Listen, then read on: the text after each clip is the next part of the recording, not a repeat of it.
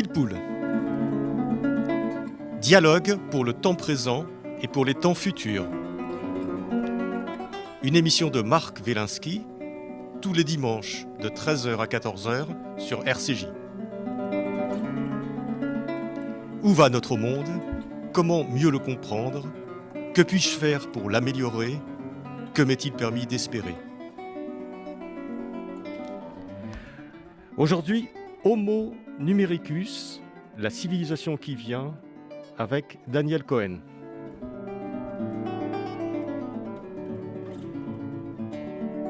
Daniel Cohen, bonjour. Bonjour. Daniel Cohen, vous êtes économiste, professeur à l'École normale supérieure, membre fondateur et président de l'École d'économie de Paris. Avec Homo numericus, votre dernier ouvrage, La civilisation qui vient, qui est paru chez Albin Michel il y a quelques semaines, vous analysez en profondeur la révolution numérique qui a révolutionné nos vies depuis une génération maintenant. Smartphone, commerce en ligne, réseaux sociaux, intelligence artificielle, télétravail et les espoirs qu'elle a suscités, mais aussi et surtout, vous détaillez sans complaisance les déceptions qu'elle a engendrées. Toutes ces nouvelles technologies, dites-vous, loin d'enrichir la vie sociale, l'ont appauvrie et ont même créé une nouvelle solitude sociale. Comment se fait-il, Daniel Cohen, comment se fait-il que la révolution numérique, qui était conçue au départ pour stimuler, développer, améliorer la communication, ait finalement abouti à l'effet inverse? Voilà, c'est la grande question. Et en fait, cette question en elle-même fait partie du sujet. Il y avait en effet, comme vous l'avez rappelé très, très justement, il y avait une attente incroyable. Moi-même, je dois dire, au début d'Internet, dans les années 90, quand on voyait que c'était en train de prendre son essor avec les mails, et puis après, bien entendu, il y a eu Google. Au début, ça s'appelait Alta Vista, l'instrument par lequel on pouvait accéder à toutes sortes d'informations sur ce qui était disponible dans ces bibliothèques numériques. Puis après, Google a pris la main et s'est imposé. Mais au tout début, moi, je voyais ça comme une promesse incroyable. Je pensais à cette époque-là que la mondialisation, qui était en train, au même moment, dans les années 90, de prendre toute sa puissance avec la Chine, l'Inde, qui rejoignaient le grand wagon du commerce mondial, je pensais qu'Internet allait créer les moyens d'une société civile planétaire, c'est-à-dire qu'on allait avoir, en vis-à-vis des grands flux économiques et financiers, la même chose, mais au niveau des idées, au niveau de la communication entre savants, et que c'était la base de ce qui pourrait devenir ensuite un contre-pouvoir à la mondialisation. J'étais absolument convaincu de cette idée que chaque force crée sa propre réaction et que la mondialisation économique était en train, avec Internet et les réseaux sociaux, ce qui allait devenir ensuite les réseaux sociaux, de créer un contre-pouvoir. Et donc, le fait qu'aujourd'hui on en soit en effet à se poser cette question, qu'est-ce qui n'a pas marché, c'est en fait le point de départ de mon livre, parce que c'est évident, on va dire en premier ordre d'approximation, on va rentrer après dans les détails, mais c'est évident que ça n'a pas du tout fonctionné comme on pensait. On n'a pas eu une intelligence collective sur le modèle des Wikipédia du départ, mais on a un monde de post-vérité, on a un monde de fake news. Il y a une étude qui a été publiée récemment par la revue American Science, qui montre que les fake news circulent 20 fois plus vite que les vraies informations qui donnent, je sais pas quoi, telle et telle connaissance sur le monde. Et alors, c'est encore 3 fois plus vite que 20 fois plus vite quand c'est des fake news sur le monde politique. Pourquoi? Parce que c'est fait pour ça. C'est-à-dire, les fake news sont faites pour attirer l'attention, pour, au fond, faire rêver ou faire vomir, peu importe d'ailleurs, celui qui vient. Donc oui, il y a une formidable déception, il y a même une forme de régression intellectuelle, politique. C'est la formule d'Habermas, le grand philosophe qui, justement, en général, est très optimiste sur le fait que les sociétés se construisent dans le dialogue, dans la conversation philosophique, et qui parle de régression politique pour saisir ce moment. Ouais. Mais ça va très très loin parce que d'une certaine façon, ce numérique s'est emparé de nos vies, s'est emparé de notre attention. Vous dites par exemple que on atteint des chiffres incroyables où les adolescents passent 40% de leur vie éveillée devant un écran. C'est véritablement ce qu'on appelle une aliénation. C'est une addiction, en tout cas, très, très, très patente, hein. Les adolescents sont toute la journée où ils ne sont pas obligés... Les adolescents ou les adultes. Ou les adultes, mais là vous parliez Ouais. des adolescents, parce que d'une certaine manière, c'est effectivement ce qu'il y a de plus sensible dans notre société, c'est-à-dire une génération qui aura été éduquée à passer son temps à scroller, comme on dit, sur son smartphone, peut perdre de manière irrémédiable. Alors, je ne dis pas ça pour faire le vieux con, hein, mais je vois ça comme une menace réelle. Peut perdre le rapport à l'écrit, par exemple. On parlait, d'ailleurs, à propos de la révolution numérique, on parlait d'un nouveau Gutenberg, on parlait de quelque chose de cette ampleur, hein, qui, on sait, dans le cas de l'imprimerie, a évidemment accompagné des tendances profondes de la société. L'humanisme occidental n'a pas attendu Gutenberg pour décoller, mais ça a été un des instruments par lequel notre humanisme européen s'est développé. Ça a donné clairement lieu presque mécaniquement au protestantisme qui a au fond plaidé pour ne pas avoir à passer par l'Église pour entretenir un rapport direct au livre. Alors, ce sont des choses d'une ampleur systémique considérable dont on parle ici. Et avec les réseaux sociaux, avec le smartphone, avec cette addiction au numérique, il est possible qu'on sorte de cette civilisation de l'écrit. Il y a un auteur qui s'appelle Caselli qui a écrit un livre et dans lequel il explique quand un auteur publie un livre et qu'un lecteur l'achète, il y a un contrat implicite entre les deux. Il dit ça de manière drôle et imagée. Il dit, le contrat, c'est que l'auteur laisse le lecteur faire ce qu'il veut en termes d'interprétation du livre. Et le lecteur n'est pas sur l'épaule, l'auteur n'est pas sur l'épaule du lecteur pour lui dire non, c'est pas ça que j'ai voulu dire, etc. Il le laisse se débrouiller et en tirer ce qu'il veut. Mais inversement, le contrat du lecteur à l'égard de l'auteur, c'est qu'il va consacrer les 3-4 heures qui sont nécessaires pour lire le livre. Voilà le contrat. Je te laisse faire de mon livre ce que tu veux, mais tu le lis. Voilà, c'est ça le... Tu fais l'effort d'entrer dans mon... Tu rentres dans mon livre, voilà, c'est tout ce que je te demande, tu le lis. Voilà. Et tu en fais ce que tu veux. Voilà le contrat moral, intellectuel qui nous forge dans notre individualité d'humaniste en réalité, où on va pouvoir développer une pensée en s'appuyant sur la pensée des autres. C'est plus possible là sur les réseaux sociaux. Sur les réseaux sociaux, le temps d'attention est très très court. Moi, ce que je comprends du succès de TikTok par rapport à Facebook, c'est que Facebook présentait des vidéos, on n'est pas du tout dans le monde de l'écrit, qui peuvent durer 3, 4, 5 minutes. C'est très très long dans l'univers de quelqu'un qui est sur son smartphone. Et TikTok a réduit comme Twitter, hein, c'est la même révolution, entre guillemets, du côté de l'image, a réduit les vidéos, je ne sais même pas à combien, mais à 1 minute. C'est très, très court. Voilà, c'est fait pour qu'on regarde et on peut tout de suite passer à autre chose.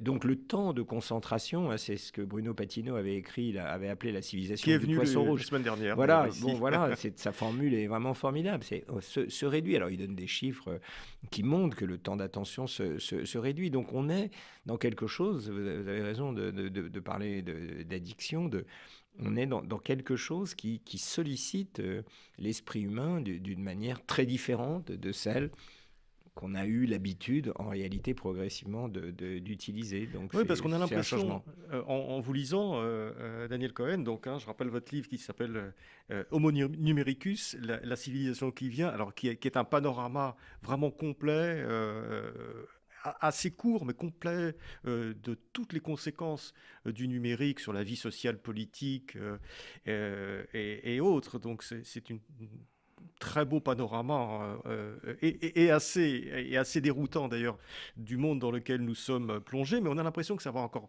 beaucoup plus loin, que c'est notre être profond lui-même qui est attaqué, perturbé, aliéné par ce numérique. Vous parlez de ce qu'on appelle le FOMO, c'est-à-dire la phobie de manquer quelque chose, qui fait qu'on a cette addiction, on va toutes les quelques secondes, on va aller sur Facebook, on va aller sur les réseaux sociaux, on va aller sur ça, de peur de louper quelque chose qui serait important dans notre vie. En fin de compte, il n'y a rien d'important qui se passe, mais il y a une espèce de folie collective. Qu'est-ce que c'est exactement ? Oui, c'est ça. C'est une addiction, encore une fois, qui va au-delà même de l'addiction qu'on peut avoir au tabac. ou même à l'alcool. C'est quelque chose d'anthropologique, vraiment. On est donc ce faux mot, en effet, c'est fear of missing out, hein, la peur de manquer quelque chose, ce qui fait que il y a presque une fusion qui se fait entre l'être que nous sommes et le portable. Les savants un peu fous sont en train d'explorer, en réalité sont en train de réussir à créer une fusion entre le silicone et le biologique. Et on peut planter des implants dans le cerveau de quelqu'un. Et avec cela, on a montré on a réussi à faire qu'un tétraplégique puisse actionner un exosquelette qui lui permet de se déplacer. Donc ça, c'est le progrès humain dans ce qu'il a de plus beau. C'est la face lumineuse. C'est la face lumineuse. Il y a d'autres phases lumineuses. On défile toutes les choses horribles, mais bien sûr, il y a des choses très intéressantes qui se passent. Mais pour commencer par cette face sombre, donc on a, grâce à ces implants, la possibilité d'actionner des machines par l'effort de la pensée. Et beaucoup de gens, un peu dingues, pensent que voilà, cette version un peu Terminator est ce qui nous attend. Notre capacité a été de créer une synthèse entre le biologique, l'être de chair que nous sommes, et le silicone. C'est sûr que le jour où, par la pensée, on sera branché à un ordinateur et on pourra, nous, parcourir toutes les pages de Wikipédia en un instant, dans le métaverse dont on parle, pour aller ouvrir cette version science-fiction, quand on aura, là pour l'instant c'est un casque compliqué qu'on met sur la tête, mais me disait un de vos collègues qui m'interrogeait il y a quelques semaines, il disait mais le jour où on aura des lentilles, voire même des lunettes, hein, les Google Glass ont échoué parce qu'elles étaient en avance sur leur période, mais en fait ça reste la voie fondamentale par laquelle ces transformations à venir vont se faire. Mais quand vous aurez des lunettes qui, d'une certaine manière, vous permettront, comme ça, sans que personne ne le voit, de changer de monde, de vivre dans 4 dimensions, on sera dans quelque chose d'extravagant. Mais avant même d'arriver à ces frontières-là, aujourd'hui, cette synthèse entre le silicone et le biologique, il est réalisé parce que ce smartphone qui n'a été commercialisé qu'en 2007, c'est un truc de dingue. Ça fait à peine 15 ans, c'est tout. C'est rien, c'est 2007. De notre génération, on raisonne les années 70, 80, 90. Là, c'est 2007, c'est-à-dire c'est dans le 21e siècle. Oui, c'est à peine une génération. Même pas. C'est rien, c'est la génération de ma fille, qui avait déjà 10 ans quand ce truc est né. Et on est tous, je suppose, vous comme moi, quand le smartphone est cassé, il y a quelque chose qui ressemble à une anxiété. Et moi, en ce qui me concerne, j'ai refusé le portable très longtemps. Je ne supportais pas cette idée qu'on puisse m'appeler quand on veut, que je sois comme ça. Oui, mais alors refuser le portable, c'est se mettre un peu hors du monde. C'est sortir du monde, donc j'ai obligé d'y renoncer. C'est juste une option. C'est impossible, c'est pas une option, on peut pas. Non, mais on peut tenir 1 an, 2 ans, 3 ans. J'ai tenu vraiment longtemps, passé par le portable de ma femme pour m'appeler. Les gens trouvaient que j'étais dingue. Et puis à un moment, c'est quand on a pu accéder à ses mails sur le portable et que les gens attendent une réponse, on peut plus. Ça devient une servitude symétrique de ne pas avoir le portable parce qu'il faut être derrière son écran ou son téléphone. Donc on a tous fait l'expérience d'une réticence pour certains, d'un enthousiasme pour les autres, mais qui nous amène tous au même point d'arrivée, ce lien ombilical nouveau, encore une fois, je crois qu'on peut dire anthropologique, entre ce silicone qu'on a tous dans la poche ou dans son sac et notre façon de sentir, d'aimer, de raisonner. Ouais. Mais Daniel Cohen, est-ce que nous ne sommes pas encore à une période, là j'extrapole un petit peu par rapport à votre livre, mais une période justement d'adaptation à ces outils et de fascination d'une certaine façon, d'envahissement par rapport à ces outils. Et est-ce qu'on ne peut pas penser, pour mettre une note un petit peu plus optimiste dans notre conversation, qu'on va apprivoiser d'une certaine façon ces outils numériques qui, vous l'avez rappelé par ailleurs, ont permis des progrès considérables dans la santé, dans la connaissance, etc. Bien sûr. Non, je pense que on est au début d'une histoire totalement nouvelle. La question de savoir comment on va le domestiquer, ça fait partie de ce dont je parle dans le livre, et c'est plus compliqué. Une parenthèse, je trouve toujours drôle, Lévi-Strauss disait « L'espèce humaine est la seule à s'être domestiquée elle-même ». c'était extraordinaire comme résumé. Claude Lévi-Strauss, Claude Lévi-Strauss, le grand anthropologue. L'espèce humaine est la seule à s'être domestiquée toute seule. C'est effectivement toute l'histoire humaine, parce que l'homme est un être social, etc.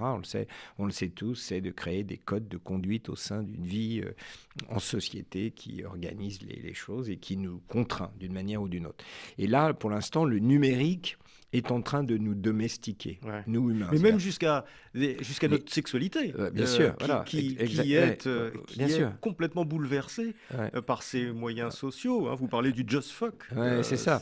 Donc, on peut parler de ça. On peut parler de ça si vous voulez. Et puis après, avant de revenir sur la manière de le domestiquer, mais il est en train de nous domestiquer. C'est-à-dire, on fait tous maintenant l'expérience du fait que quand vous avez quelque chose à demander, vous voulez réserver un billet d'avion, vous voulez, je sais pas quoi. Réparer un truc qui est cassé, en fait, on est en train d'être discipliné à l'idée que vous n'aurez pas en face de vous des humains qui vont vous répondre « Bonjour, oui, ne vous inquiétez pas, voilà ce qu'il faut faire, on vous envoie un réparateur. Hein. » Non, on est face à des algorithmes et il faut apprendre à vivre avec eux. C'est-à-dire qu'on peut taper 10 fois, machin, vous n'aurez pas un humain pour vous répondre, sauf à attendre 1 heure. À se plaindre, etc. Mais le monde dans lequel on est tous en train d'être disciplinés, il y a des choses que vous ne pouvez plus faire comme avant, c'est plus possible, le service n'existe plus, il faut pour un compte en banque, il faut pour gérer telle et telle dimension administrative de votre vie, les papiers de sécurité sociale, les assurances, etc. Il n'y a pas d'humain. Vous êtes, là, moi, je sais pas, j'ai eu un retour de truc d'impayé, je voulais appeler, il y avait un numéro, je voulais appeler la personne et je comprends pas, etc. Rien à faire, ça répond pas. Et on rentre dans le site, machin, il faut donner son nom. Vous êtes obligé de revenir dans le site jusqu'à ce que... Voilà. Et puis là, on rentre, on attend, et puis il y a une intelligence artificielle qui vous répond. Que puis-je faire pour vous? C'est très bien que c'est pas un humain. Je ne comprends pas pourquoi on me demande 90 € alors que j'ai payé. Quel est votre numéro? Puis il n'y a pas allô, regardez mon numéro de compte, vous allez voir que je vous ai payé il y a 6 mois, je sais pas. Bon, donc on est en train d'être domestiqué à ça. Et c'est pas juste gênant parce que c'est de l'administration et après tout, quand on sera tous bien dans la machine, ça se passera bien. Puis ça va devenir, pour le coup, de plus en plus simple. C'est-à-dire l'intelligence artificielle va vous reconnaître tout de suite, va bien reconnaître votre voix et vous aurez une conversation avec quelqu'un qui sera un algorithme et qui finira par être aussi efficace que dans le vieux monde. Oui, mais alors à ce moment-là, s'il devient aussi efficace qu'une personne humaine, à la limite, s'il comprend c'est la promesse du progrès technique, hein, de faire aussi bien que ce que c'est en train de remplacer. Le point, c'est qu'est-ce que c'est en train de remplacer. Quand on pense aux précédentes révolutions industrielles, celle du charbon, celle de l'électricité au 19e et au 20e siècle, au fond, le progrès technique visait à améliorer le rapport de l'homme à la matière ou à la terre, dans le cas des engrais, des tracteurs, etc. C'est-à-dire que la productivité, au sens des économies, c'est-à-dire la mesure du temps nécessaire pour accomplir une tâche dont tout est fait pour l'augmenter, la productivité, et réduire le temps qui est nécessaire à faire une tâche, ne concernait en première intention que le rapport de l'humain à la matière. Là, ce dont on est déjà en train de parler, qui est le propre de la révolution numérique, c'est de réduire le temps, d'augmenter la productivité du rapport de l'humain à l'humain. Ce dont on parle, cette révolution, et elle aboutira, parce qu'il y a tellement d'intelligence et de milliards qui sont investis, elle vise à faire que vous vous habituiez, vous soyez domestiqué, vous-même dans la conversation, vous l'accueillez à l'avance, et pourquoi pas, enfin encore une fois, c'est la marche du capitalisme, c'est la marche du progrès technique, c'est comme ça, au fond, que les générations précédentes ont vécu aussi. La première fois qu'on rentre dans un avion, on a un peu peur, puis après, à part que maintenant on comprend que ça pollue la planète, c'est pas mal en première intention, donc c'est la même chose. On est en train de s'habituer à vivre dans un monde où les relations interpersonnelles, dans le monde professionnel en tout cas, sont réduites à leur strict minimum. Je dis leur monde professionnel, pas seulement, évidemment, puisque au fond, le portable, il vise exactement à faire ça, à communiquer avec des gens qu'on ne voit plus. D'ailleurs, les enfants, c'est assez troublant. Quand vous les appelez « Allô chérie, comment tu vas ?» ils ne répondent pas. Enfin, je ne sais pas si vous avez fait la même expérience. Ils ne répondent pas. Ça passe par SMS, parce que parler... ça prend du temps. Non, le SMS, ça va, et encore, très vite. Oui, tout va, et toi? Oui, papa, je peux pas te rappeler, machin. Bon, enfin, je me plains pas, j'ai une fille que j'adore et qui m'adore, j'espère en tout cas, mais c'est juste pour dire que c'est parfaitement emblématique de cette façon, dans notre mentalité, de substituer un rapport numérique à ce qui était auparavant, un rapport parlé direct, ou un rapport en chair et en os, en face à face de quelqu'un qui vous ausculte, qui vous enseigne, qui vous divertisse. On est en train de générer de la productivité, hein, ce terme, dans toutes les dimensions possibles de la vie. Ouais. Mais Daniel Cohen, on va revenir sur cet aspect social qui est un petit peu, j'ai l'impression, au cœur de votre livre. Mais vous donnez des exemples quand même disons, d'efficacité du numérique qui sont assez fabuleux. Vous parlez, alors ça, les gens connaissent cet exemple-là de la médecine, où évidemment, quelqu'un, si vous entrez vos symptômes, l'intelligence artificielle est capable peut-être de faire un meilleur diagnostic qu'un médecin qui n'a pas en tête tout ce qui a été écrit, surtout de façon récente. Donc, qui peut sortir un meilleur diagnostic qu'un homme qui finalement est assez limité. Mais vous donnez un autre exemple, alors qui m'a frappé, qui est la justice. Et vous dites, il se pourrait que l'intelligence artificielle ou le numérique, je ne sais pas comment on peut l'appeler, rendent une justice meilleure que les humains, que les juges qui sont soumis à différents biais, etc. Est-ce que vous pouvez nous expliquer un petit peu ça? Parce que c'est assez fascinant. Oui, ça fait partie du champ d'extension.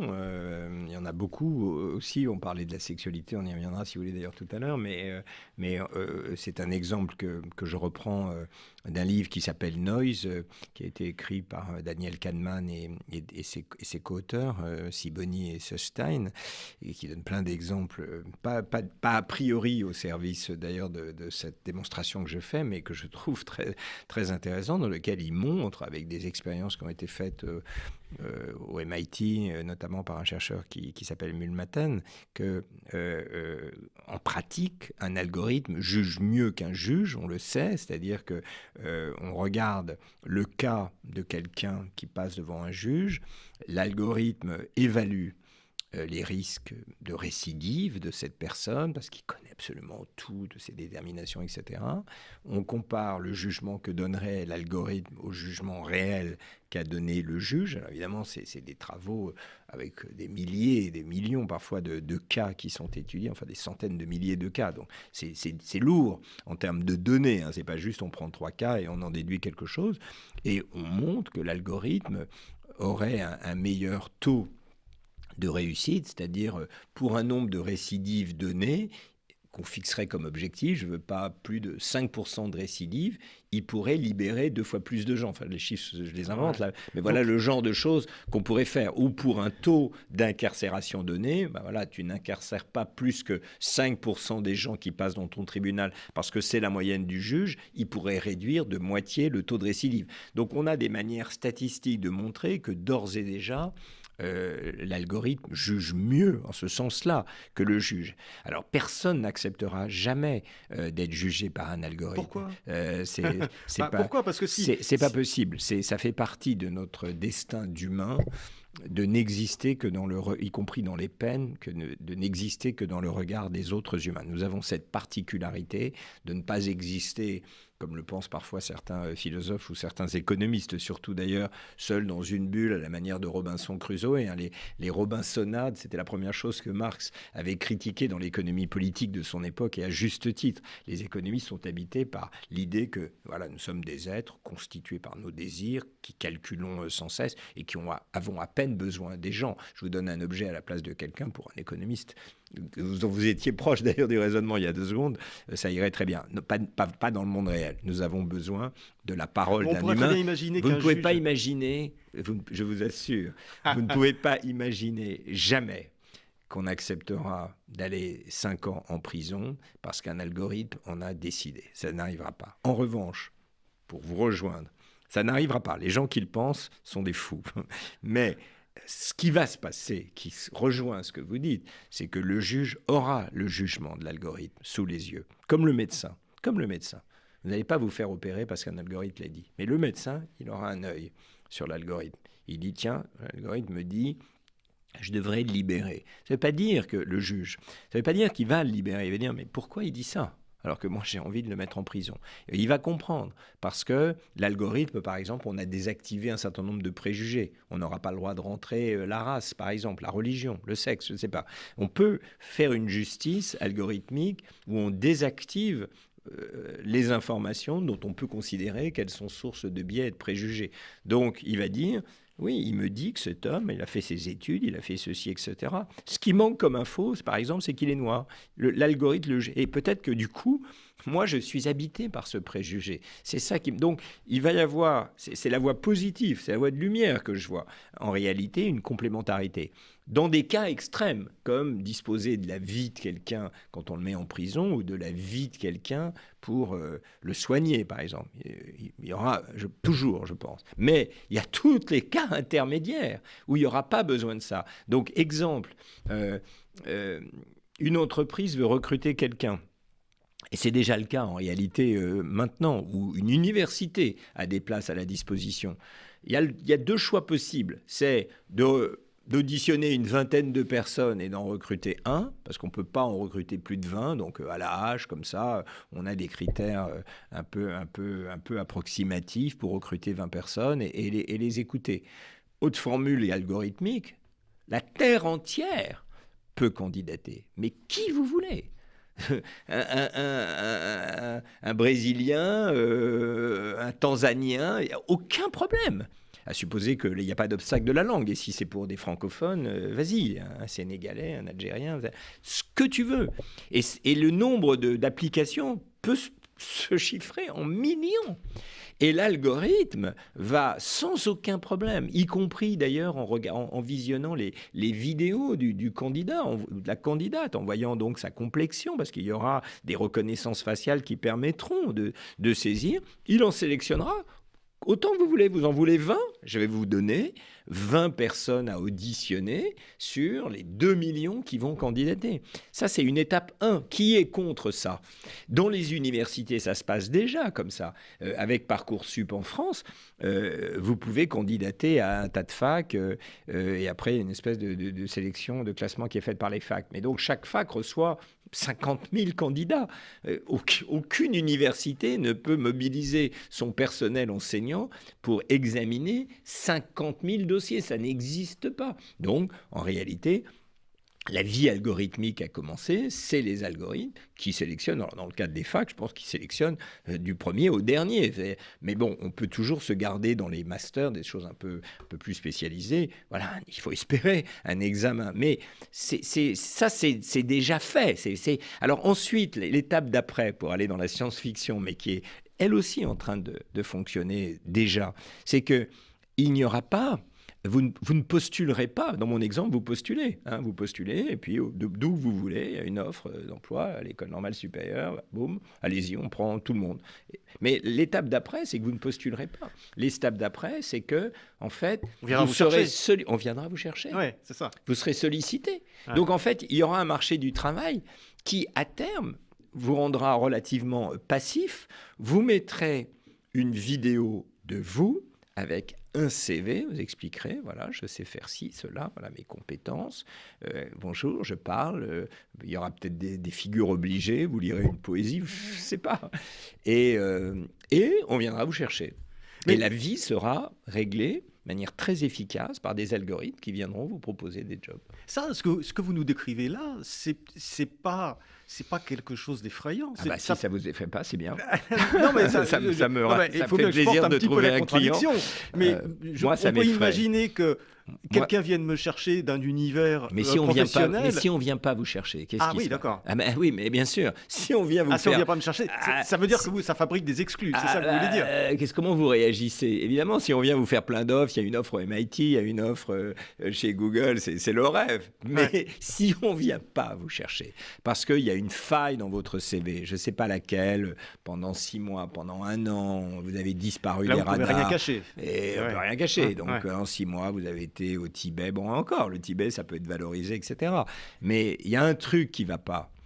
Vous avez été en prison pendant 6 mois. Il n'y a pas de rédemption possible dans ce monde. Ça fait partie. J'utilise une série de télévision que j'adore, une série anglaise qui s'appelle Black Mirror. Ah. Et elle montre exactement ça. C'est-à-dire que les algorithmes vous surveillent. On sait tout de vous. Vous êtes noté. C'est comme les étoiles Uber. Donc le monde dans lequel vous vous réjouissez d'entrer, c'est un monde dans lequel vous aurez 1, 2, 3, 4, 5 étoiles à vie pour des raisons qui en partie vous échapperont. Non, c'est pas. Moi, ça me fait peur. Oui, non, mais pour finir juste ce chapitre, est-ce que c'est pas la même chose actuellement déjà? Si vous allez de façon classique à un entretien dans une entreprise et que vous dites je vais passer 6 mois en prison, vous avez quand même un peu moins de chances d'être embauché. Sauf si vous tombez sur quelqu'un qui dit nous avons une mission, c'est de reclasser des gens qui ont fait des bêtises. D'une part, et vous avez toujours cet espoir, même si on sait qu'on est dans une société, c'est comme pour les juges, on sait qu'on est dans une société qui est bourrée de préjugés, mais vous avez toujours cet espoir de vous présenter et d'expliquer qui vous êtes. Vous voulez une chance de plaider votre cas. Vous l'aurez avec les algorithmes, mais simplement si le verdict est négatif, vous pouvez devenir fou. Vous n'aurez jamais rencontré un humain. C'est déjà l'expérience qu'on a quand on essaie d'avoir une information et qu'on n'a pas d'humain. Déjà, ça nous rend dingue. Imaginez quand il s'agit pas juste de se plaindre d'une contravention que vous estimez illégitime, mais quand il s'agit de votre vie elle-même. Non, je pense pas que ce soit un monde souhaitable, mais c'est un monde qui est en train déjà de s'installer.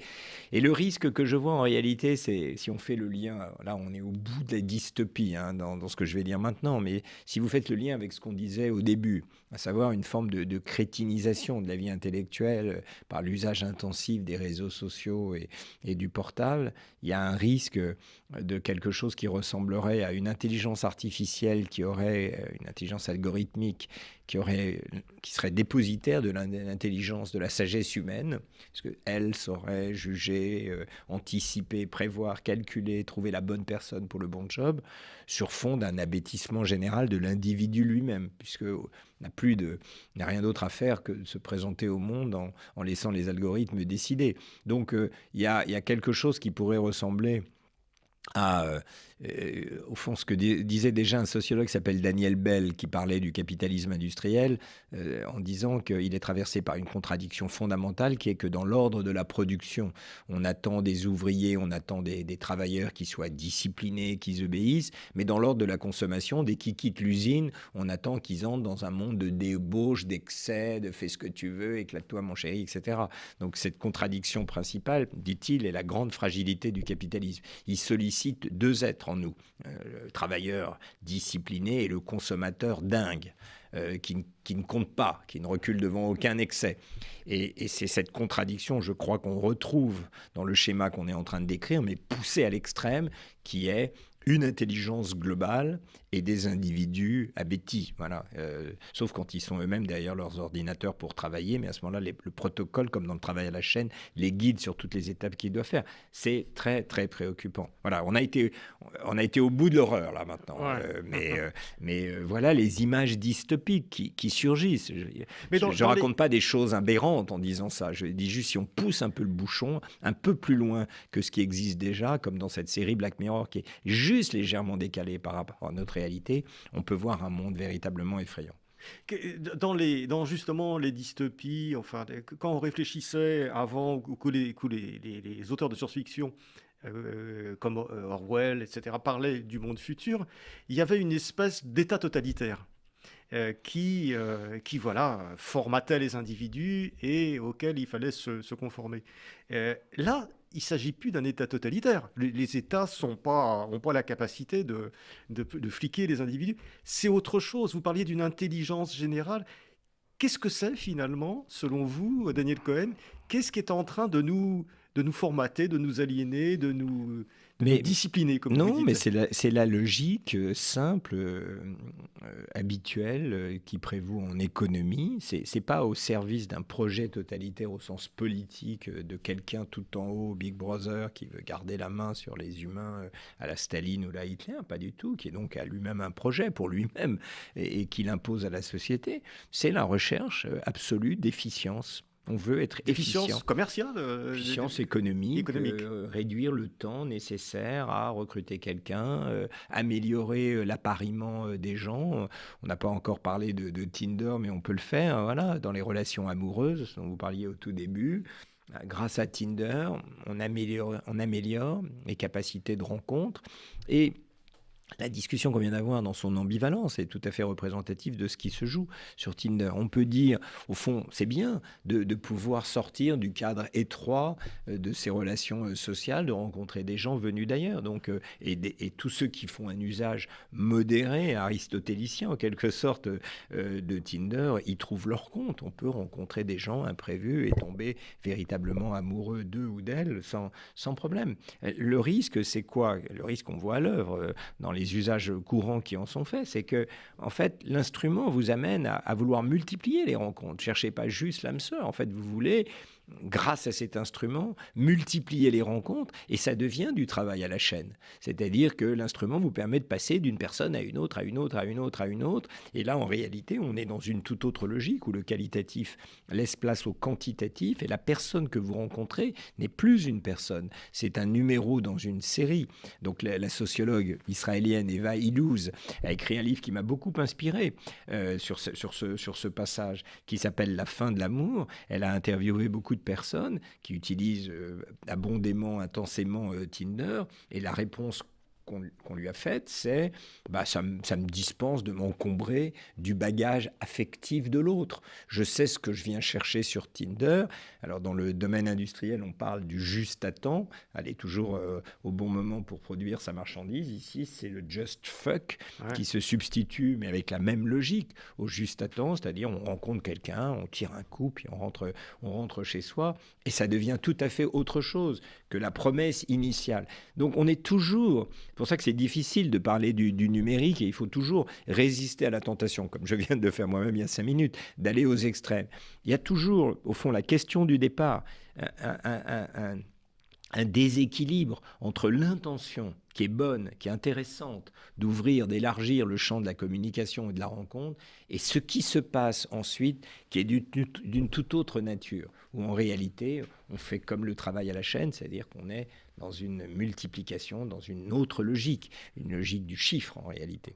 Ouais. Mais qu'est-ce qui pourrait tempérer ça? Est-ce que finalement, les excès que vous décrivez sont irrémédiables? Est-ce qu'on est entraîné vers l'utilisation abusive en fait, du numérique?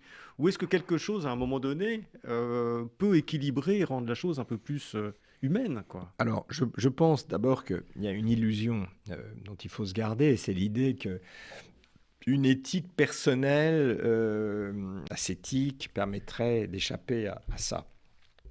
Oui, il y aura toujours des saints qui arriveront à vivre hors du monde et qui, au fond, trouveront pour eux-mêmes, dans une espèce de nirvana intérieur, la manière d'échapper à la dictature de ce monde numérique. Dictature, c'est un peu fort, mais en tout cas, voilà, la manière de rester emprisonné dans ce monde numérique. Moi, je pense que la réponse, si elle doit venir, elle viendra, comme on vient de le faire à l'instant, on vient de le dire, avec les médecins, avec les juges. Elle ne viendra que des corps sociaux qui sauront se réinventer grâce au numérique, sans perdre leur âme, leur esprit de corps, leur éthique professionnelle. En fait, ce que fait le numérique, fondamentalement, c'est que, et c'est là le cœur des pathologies du monde qu'on est en train de décrire, c'est qu'il attaque les institutions. Il fragilise toutes les institutions. Il fragilise les partis politiques, il fragilise les médias et il fragilise tous les corps professionnels, au fond, qui avaient réussi à constituer autant de corps intermédiaires qui pouvaient échapper à la logique du profit, du rendement, de la productivité. Je donne dans le livre cet exemple de l'avion. Quand vous rentrez dans un avion, vous ne voulez pas croire que la sécurité que vous allez y trouver dépend de l'intérêt bien compris des compagnies aériennes. Si vous pensez que c'est l'intérêt bien compris des compagnies aériennes qui feront en sorte que pour garder leur image et leur réputation, ils minimiseront les risques du transport, vous êtes sûr de mourir dans un avion un jour, parce qu'il y aura toujours une compagnie au bord d'un dépôt de bilan sans que vous le sachiez, qui s'en fichera de changer telle et telle pièce. Soit ça passe, elle fait des économies et elle peut s'en sortir, soit il y a des crashs et elle meurt. Voilà, il y a un moment où, quand vous vous rapprochez du risque de faillite, vous devenez indifférent aux questions éthiques. Moi, ce qui me rassure, c'est de penser qu'il y a des pilotes qui ont une éthique professionnelle, qui ne vont pas faire décoller l'avion s'ils savent que les conditions météo et autres ne le permettent pas. Et cette éthique professionnelle... Oui, et puis ils sont encore dans l'avion, donc ils sont concernés encore. Ouais, enfin, vous savez, il y a toujours des dingues dans tous les sens possibles. On s'en fout, oui, allez, très bien. S'il suffit qu'il y ait une grosse prime, enfin, franchement, si on est juste dans un monde régi par l'intérêt, il y aura toujours des pathologies qui se produiront. Mais le pilote, je pense, ne le fera pas parce qu'il est habité par une éthique professionnelle. Il est dans un corps de pilote. Et s'il il aura honte dans son âme, dans sa chair, de mettre en péril ses passagers au motif que il faut décoller et que sinon on va perdre autant de dollars ou d'euros en retardant ce vol. Et donc, je pense que c'est ça, au fond, le cœur des problèmes qu'on doit affronter maintenant. C'est que ce capitalisme numérique, cette société numérique plus exactement, c'est un peu ce que j'essaye de présenter dans le livre, hérite de deux traditions très différentes, mais qui se conjuguent malheureusement sur ce point des institutions. Il y a une tradition libertaire, celle des années 60, tradition anti-système, qui survit dans les réseaux sociaux, dans le ton, dans la grammaire des réseaux sociaux, c'est anti-système. On attaque tout sur les réseaux sociaux. Il n'y a aucune parole légitime qui peut se faire valoir. Et c'est une forme d'héritage de la contestation des années 60 dont je suis l'héritier et qui, pour moi, est à l'origine de cette phase de lumière dont on parlait et qui fait que la verticalité du monde ancien, avec son mandarinat, son patriarcat dans les entreprises, ce rapport très vertical au pouvoir qui s'exerce sur les échelons les plus bas de la société, tout cela a été dynamité dans les années 60 au nom d'un idéal, d'une société en horizontalité, où toute parole mérite d'être écoutée, où on ne peut pas simplement écraser quelqu'un du poids de la suffisance sociale qui résulte de la position que vous occupez. Donc ça, je trouve ça fort. Et les premiers pionniers de la révolution informatique, dans les années 70, sont les héritiers de ce monde. Ils ont voulu donner les moyens à la société, au fond, de s'exprimer par elle-même. Mais le problème, c'est qu'il y a, après les années 60-70, les années 80. Et il y a la révolution libérale de Thatcher et Reagan. Et elle, en réalité, ce qu'elle entend de la protestation des années 60, c'est cette idée que les grands ensembles du passé ne peuvent pas tenir, ne peuvent plus tenir, ils sont contestés, c'est la source de contre-pouvoir. Et qu'est-ce qu'ils mettent à la place? Non pas un monde d'égalité rêvé naïvement, en partie utopiquement par les 68 ans, ils mettent un monde de compétition générale. C'est-à-dire ce qui s'installe dans les années 80-90 en remplacement des entreprises du passé, c'est de la sous-traitance, c'est le travail aux pièces, et vous êtes payé avec des primes. C'est donc une montée en puissance de la société d'individus, qui est déjà en germe aussi, bien entendu, simultanément dans les années 60. Et si vous prenez cette rencontre d'une protestation libertaire et d'une révolution libérale, au fond, les perdants, ce sont les institutions. Les institutions, c'est-à-dire les syndicats, les partis politiques, même les universités sont soumis à une pression concurrentielle tout à fait nouvelle, inédite, contradictoire presque avec l'esprit du métier. Les médecins et tous les corps sociaux sont soumis à une pression concurrentielle qui dissout les corps intermédiaires qui leur donnaient une force. Or, une société, c'est pas, comme le pensait Madame Thatcher, un agrégat d'individus. Ce sont des personnes, c'est une société, elle est faite d'individus évidemment, mais qui se regroupent dans des corps sociaux, qui font que vous êtes habité par une éthique professionnelle, vous êtes habité par l'appartenance à un syndicat, à un parti politique qui structure qui vous aide à structurer votre rapport au monde. Il n'y a plus ça. Il Il n'y a plus de parti Oh, mais il politique. y en a d'autres. Alors, vous le dites dans votre livre, c'est que maintenant, le numérique génère d'autres corps, c'est-à-dire des gens qui sont d'accord avec vous Alors, sur une question. sous une forme... C'est-à-dire, Ouais. dynamite les corps sociaux traditionnels, les syndicats, les religions, les entreprises elles-mêmes. Et de l'autre côté, les gens se regroupent sous une idée qui peut être plus ou moins farfelue, mais vous pouvez trouver, vous dites qu'on trouve facilement sur Internet 1 million de personnes qui pensent que le 11 septembre a été fomenté par la CIA. Voilà, exactement. Donc oui, mais c'est ça le point, c'est qu'à partir du moment où il n'y a plus cette possibilité de s'entendre sur des règles du jeu, vous prenez la communauté des savants, dans un séminaire, il y a une forme d'horizontalité. Alors, mes collègues m'ont dit que tu étais trop optimiste dans cette description, mais bon, je pense quand même qu'elle est très intéressante. C'est dans un séminaire, le doctorant a un droit égal à son prof d'intervenir, de le contredire, de dire non, désolé, vous dites ça, mais c'est pas vrai, regardez, il y a des faits. Et le prof, en général, sauf s'il est stupide, sera attentif à la parole de l'élève, parce qu'il sait que cet élève est son futur collègue, et un jour peut-être sera un grand savant. Donc on est attentif à la parole, mais il y a des règles. Vous ne pouvez pas dire non, tu pues, au revoir. Non, il faut dire non, tu dis que l'enzyme X fait ça, mais on sait que. Et puis, donc il y a en réalité, au-delà du langage qu'on parle, un métalangage. C'est-à-dire on se fait confiance sur des protocoles de manifestation de la vérité. C'est ça qui disparaît complètement. Donc l'exemple que vous donnez, en effet, pour moi, c'est une manière de comprendre les pathologies qui viennent sur le net. C'est que quand vous allez sur le net, vous ne cherchez pas une vérité, vous ne cherchez pas des informations, vous ne vous entendez pas sur la manière de tenir une conversation philosophique avec un critère de vérité. Non, vous cherchez des idées qui vous conviennent. En fait, l'information est devenue un bien de consommation. Donc comme vous le disiez, si vous pensez que ce que vous voudrez, que la guerre en Ukraine a été voulue par des géants pétroliers pour s'enrichir et qu'en réalité, tout ça, c'est du big business. Vous tapez sur le net, vous allez trouver 1 million de personnes qui pensent comme vous et qui seront soudées par la croyance dans cette idée fantasque, qu'au fond d'eux, ils savent fausse, mais qui justement, pour ne pas qu'elle soit sans doute fausse, ouais, donc ils ne sont pas si sûrs que ça, mais pour chasser la contradiction, ils vont se souder dans un excès, dans une surenchère, dans l'adhésion à cette idée dingue. Et c'est pour ça que ce n'est pas des communautés intellectuelles, c'est des communautés de croyants. En réalité, ça fonctionne comme des sectes. La manière dont, par soi, seule la société numérique fait société. Et je pense que si on regarde ces sources libertaires et libérales, chacune a ses tenants et ses aboutissants et ses propagandistes, évidemment, mais le point aveugle où elles s'entendent silencieusement, à leur insu peut-être d'une certaine manière, c'est d'affaiblir les institutions qui régulaient le monde social. Les entreprises n'existent quasiment plus. Il y en a bien entendu, mais le rêve de l'entreprise... Oui, vous expliquez bien ça, que les entreprises, avant, quand on rentrait dans une entreprise, tout le monde appartenait à l'entreprise. Les gens qui s'occupaient de la cuisine, les gens qui s'occupaient du ménage, les gens qui s'occupaient de la comptabilité et tout ça. Bien sûr. Là, maintenant, tout a été sous-traité, tout est explosé. Donc, vous avez éclaté.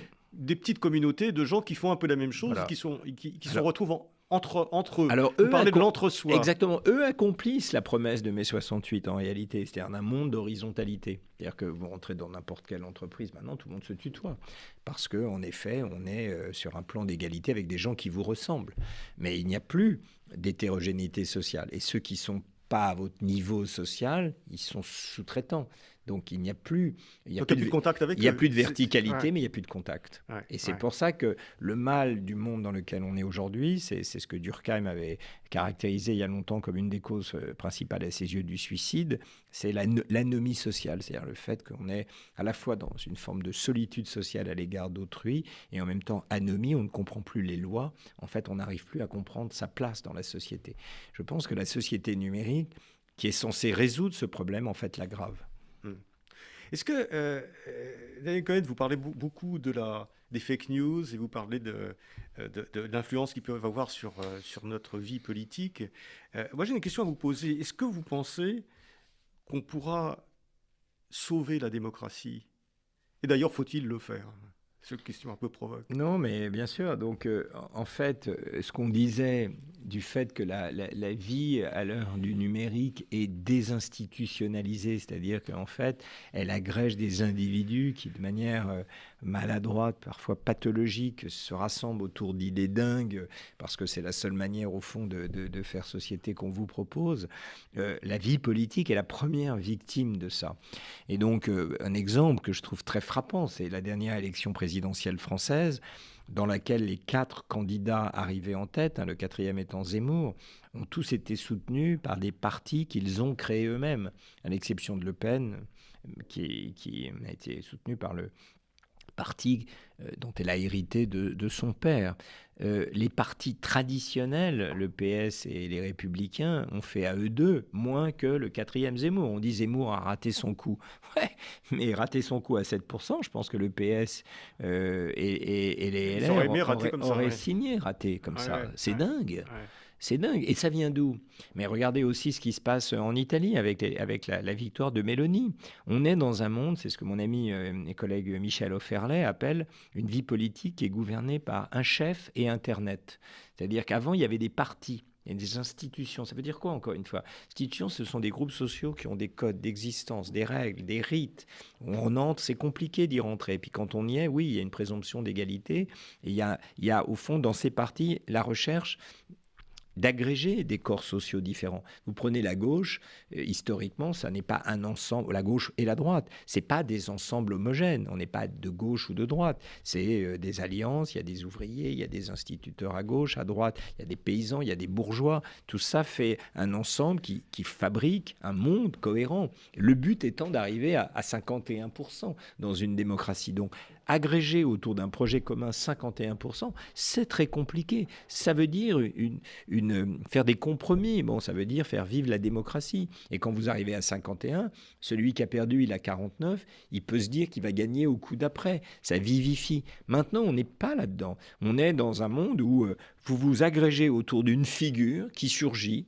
Zemmour, Meloni, voilà, Meloni, c'est Zemmour qui a réussi en réalité. Il aurait pu, si je sais pas quoi, Madame Le Pen, comme son ami Salvini avait été compromis dans l'exercice du pouvoir. Salvini a perdu vis-à-vis de Meloni parce qu'il avait soutenu silencieusement, mais dans la coalition nationale, le gouvernement Draghi. Donc, hop, elle a pris sa place parce que dans cette culture moderne, il faut être anti-système pour gagner. Dès que vous donnez l'impression de faire des compromis, vous perdez tout. Il faut une forme de radicalité. Même Macron, à sa manière, qui est un centriste profondément, il est dans une forme de radicalité. Il est l'incarnation de cette capacité donnée à une personne d'agréger des gens. Mais maintenant, on prend le pouvoir avec 25% et on laisse les instituer. Et c'est très difficile de sortir du socle de ces 25%, ce qui veut dire que les 75 autres pourcents sont malheureux. Et certains pensent qu'ils ne prendront jamais le pouvoir.